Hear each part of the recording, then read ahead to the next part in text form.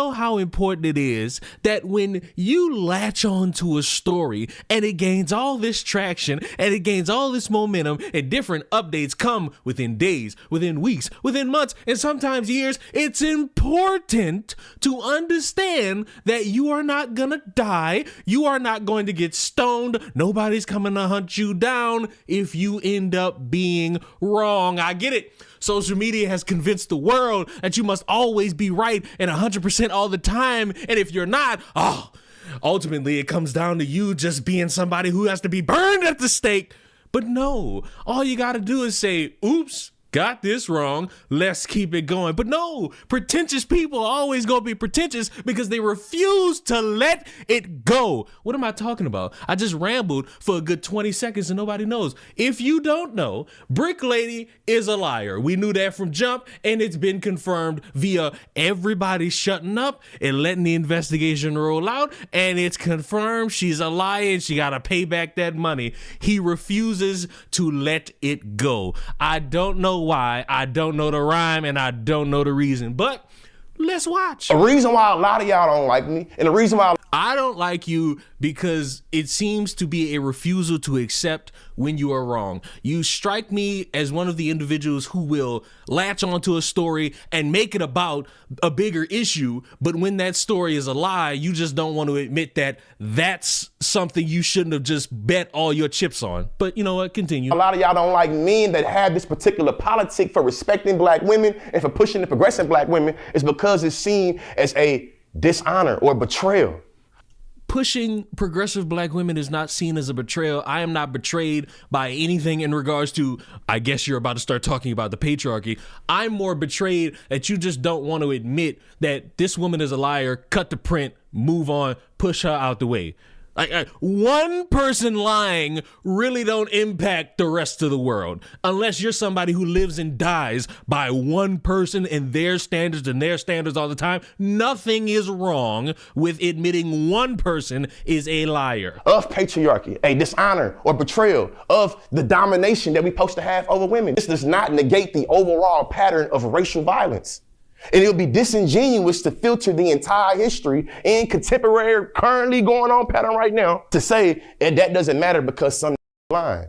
Now, I would want to agree with you that one instance doesn't make the grander scheme, but you, along with your contemporaries, your cohorts, or whatever you want to call them, did podcast episodes making it about the bigger conglomerate. You made it about the bigger conglomerate. So now that the story didn't go the way you wanted, wouldn't it be better to just say, this woman's a liar. She used the trauma in the stories and the intellectual history around black women being assaulted to try to make a quick bag, move her to the side, and let's focus on the real important things. No, you want to try to make it about you more than about anyone else. And the reason people are making it about you is because you were the loudest. You weren't the only, but you were the loudest guy defending a woman confirmed to be a liar.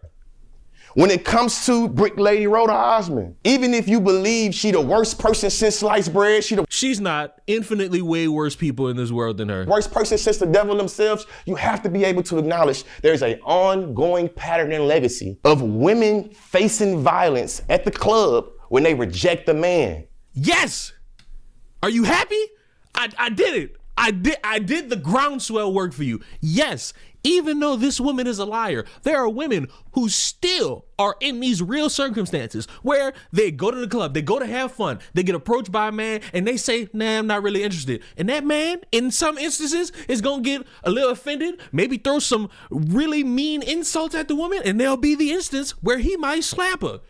That's true. There are women who tell these stories and they have the actual documents to back them up as confirmed to be real. Here's what I don't like about good majority of conversation online. It's either one or the other. You can't talk about the full thing because the full thing is boring. That's not enough engagement. That's not enough clicks. That's not enough likes. You got to talk about one thing or the other thing. You got to stand firm in that, because if you don't stand firm in that, obviously you're the problem. And somebody's going to bitch about something about a fence. I don't know what y'all fixation is or y'all fetish with fences. I don't really sit on those. I sit in chairs. But when we're talking about about a history of violence around a group of people, whether it be black women or women in general, it's important to talk about that. It's important to figure out solutions. But what we can also, not but what we need to, but what we should do instead, but also talk about is that how we have these real stories that don't garner the same traction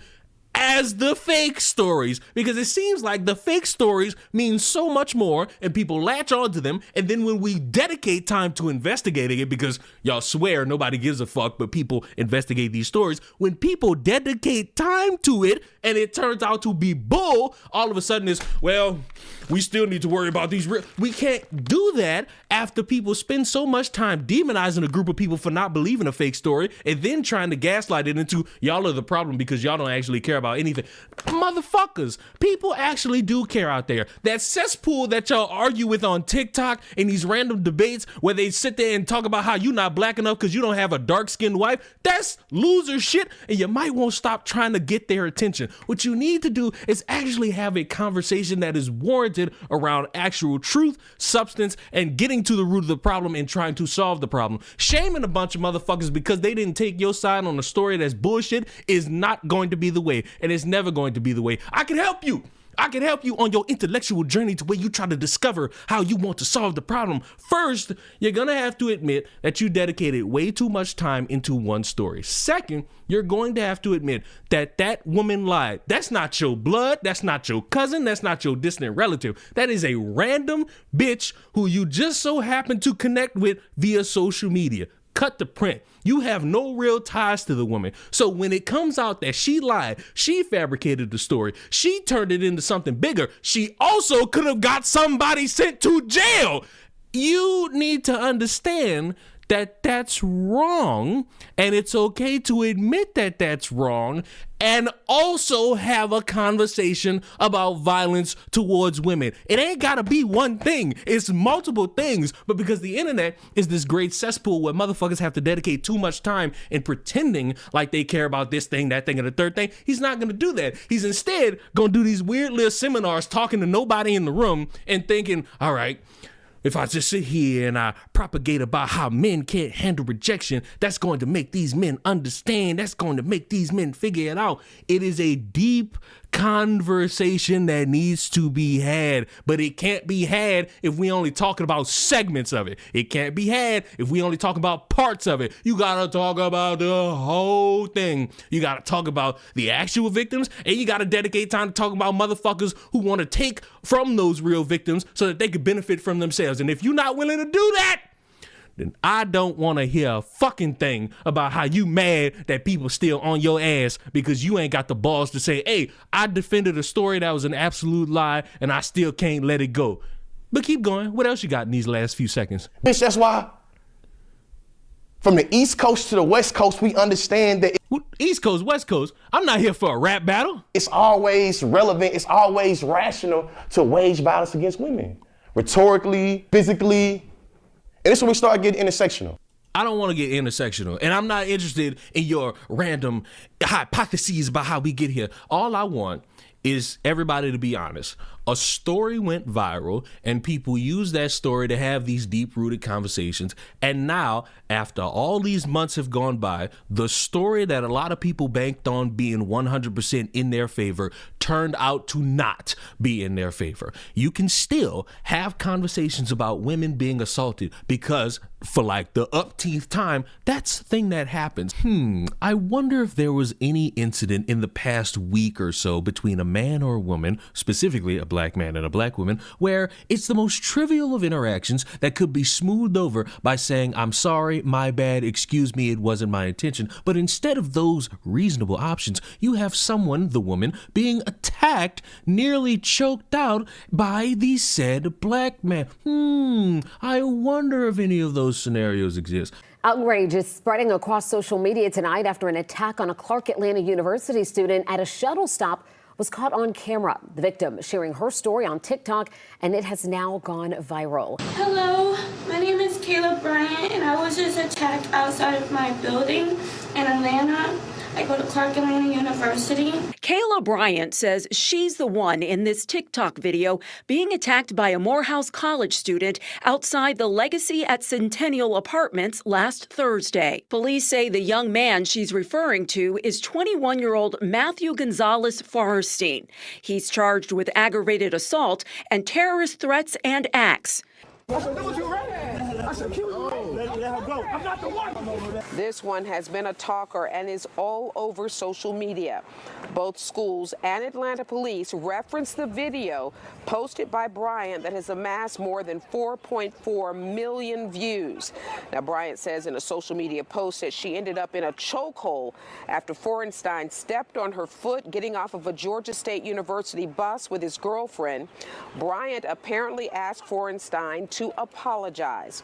That is when Bryant says Forenstein's girlfriend allegedly pushed her, and Forenstein later joined in that assault. Now, people all over the country are weighing in. Morehouse released a statement calling the behavior disappointing and said it was taking steps to address the situation. Morehouse's president, Dr. F. Du Bois Bowman, also said he expects Morehouse men to embody compassion and moral discipline, while Clark Atlanta University released a statement saying it is working with Atlanta police as this criminal investigation moves forward. The president of Clark Atlanta University, Dr. George French, says as a father, he was disgusted with the display of violence against a young woman. He also called the alleged assault intolerable and unacceptable.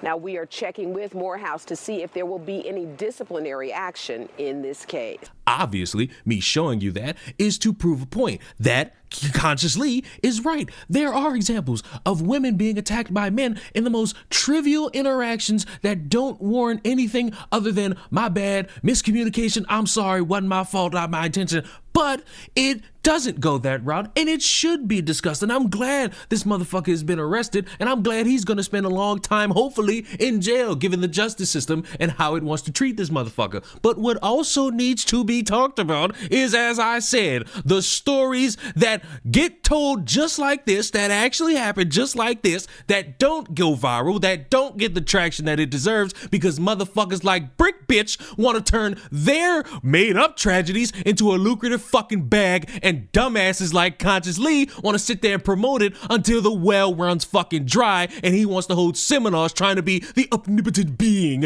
in the fucking room.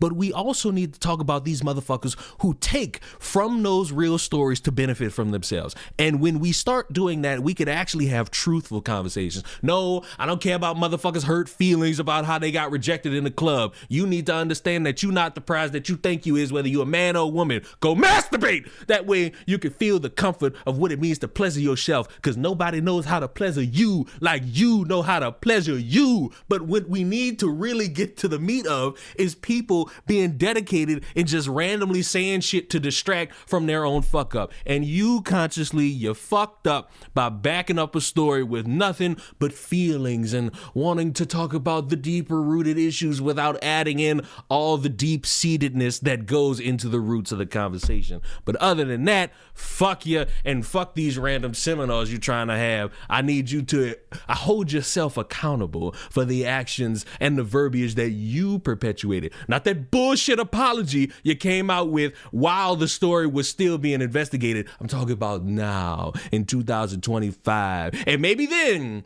we can continue the conversation that needs to be had. Subscribe to the channel. I'll see y'all in the next one. Mwah. Goodbye.